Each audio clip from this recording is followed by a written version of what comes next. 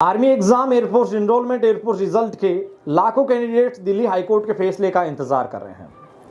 अग्निपथ योजना के चलते इन कैंडिडेट्स की, चाहे एयरफोर्स की बात करें, आर्मी की बात करें, एयरफोर्स रिजल्ट की बात कर लें, इनको रद्द कर दिया गया था। सीधे तौर पे कहें तो पेंडिंग भर्ती प्रक्रिया को रद्द किया गया था। उन कैंडिडेट्स ने दिल्ली हाईकोर्ट का रुख किया। दिल्ली हाईकोर्ट में सुनवाई का दौर कंप्लीट होने के पश्चात अब उन कैंडिडेट्स को दिल्ली हाईकोर्ट के फैसले का इंतजार है।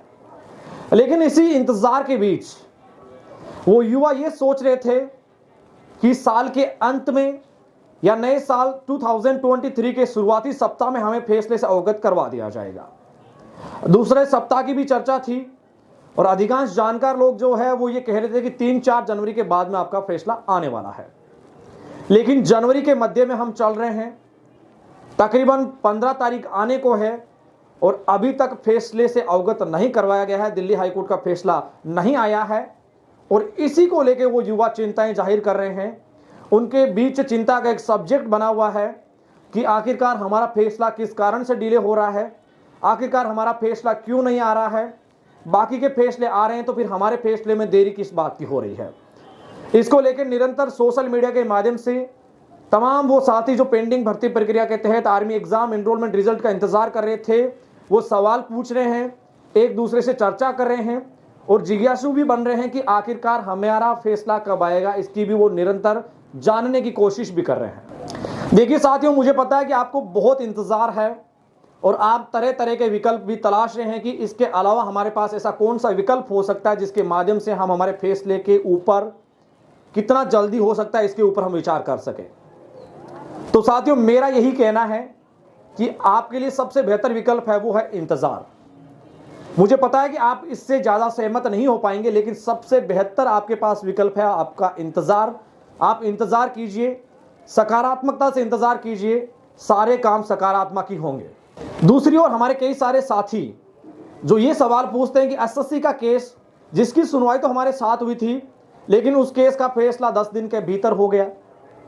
यहां बात सीएपीएफ की केस की भी की जा रही है, साथ ही बात यह भी की जा रही है कि आखिरकार ऐसा कौन सा पेच आ रहा है जिसकी वजह से डिले हो रहा है। तो साथियों, आप निरंतर काफी समय से इंतजार कर रहे हैं।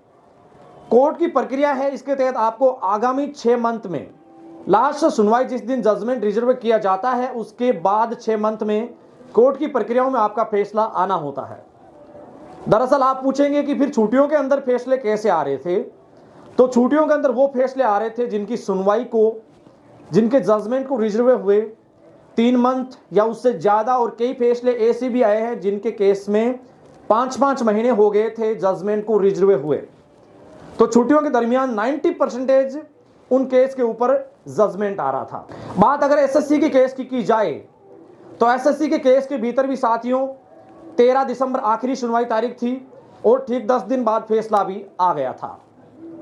सीएपीएफ की केस की अगर बात की जाए तो जो दिसंबर के फर्स्ट डेट थी, इस दिन इसका जो केस का जो जजमेंट है वो रिजर्व हुआ था। इसके पश्चात तकरीबन 1.5 महीने के करीब ये फैसला आता है और उसमें 70 से ज्यादा पिटीशन लगी हुई थी। अब हमारे केस की बात की जाए तो साथियों एक बहुत बड़ा मुद्दा है, इसको आप और हम सब मानते हैं, स्वीकार करते हैं, लेकिन इसके साथ इसके अंदर कई सारी याचिकाएं, कई सारी पिटीशन दायर है। ये भी एक प्रमुख वजह बताई जा रही है कि लेट होने का कारण ये भी हो सकता है। कई जानकार अग्निपथ को भी बता रहे हैं, लेकिन सबकी अलग अलग राय है। मैं इस वीडियो के माध्यम से उन तमाम भाइयों को कहना चाहूंगा, देखिए आप सबकी अलग अलग राय है, आप सबकी अलग अलग मत है, लेकिन सबसे बेहतर आपके पास विकल्प है वो है इंतजार। ये मैं अपने स्तर पर नहीं कह रहा, मैं प्रशांत जी भूषण की बात करूं, यहाँ पे अधिवक्ता जो मुखर्जी सर है उनकी बात करूं, अंकुर जी छीबर है उनकी बात करूं, इन तीनों अधिवक्ताओं की अगर बात की जाए तो इनके पॉइंट्स ऑफ व्यू के माध्यम से साथियों मैं आपको बता रहा हूं, जिसमें से प्रशांत जी भूषण व अंकुर जी छीबर के माध्यम से हमने बात भी की है और मुखर्जी सर से जब हमने कोर्ट में चर्चा भी की, उनका कहना था कि जनवरी तक फैसला आएगा। इन तीनों अधिवक्ताओं का एक ही कहना था कि जनवरी में आपका फैसला आ जाएगा, ऐसा इनका कहना था और मुझे नहीं लगता कि कोई भी अधिवक्ता आपको कोई निश्चित तारीख से अवगत करवाएगा, क्योंकि आपको 6 महीने का एक समय सीमा आपको दी गई है। इस समय सीमा के भीतर आपका फैसला बताया जाता है कोर्ट की प्रक्रिया, कोर्ट की प्रणाली में। तो साथियों सबसे बेहतर विकल्प है इंतजार, और बेहद सकारात्मक तरीके से साथियों आप इंतजार कीजिए। देखिए, जब एक अपने आप में मन में एक इस तरीके से खुद को तैयार कीजिए कि जब हम 2 साल इंतजार करते हुए नहीं थके तो अब फैसले तक कैसे थक सकते हैं।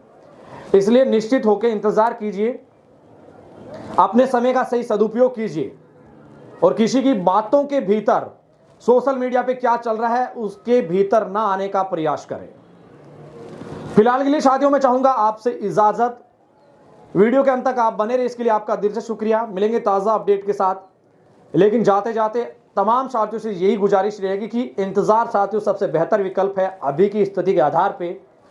इसके अलावा कोई अतिरिक्त विकल्प होगा, जो भी हमारे अधिवक्ता हमें इसके बारे में बताएंगे आप तक हम साझा कर देंगे, लेकिन ये तमाम अधिवक्ताओं का कहना है कि इंतजार अभी के समय में सबसे बेहतर विकल्प है और आपको पॉजिटिव होकर कोर्ट के फैसले का इंतजार करना चाहिए।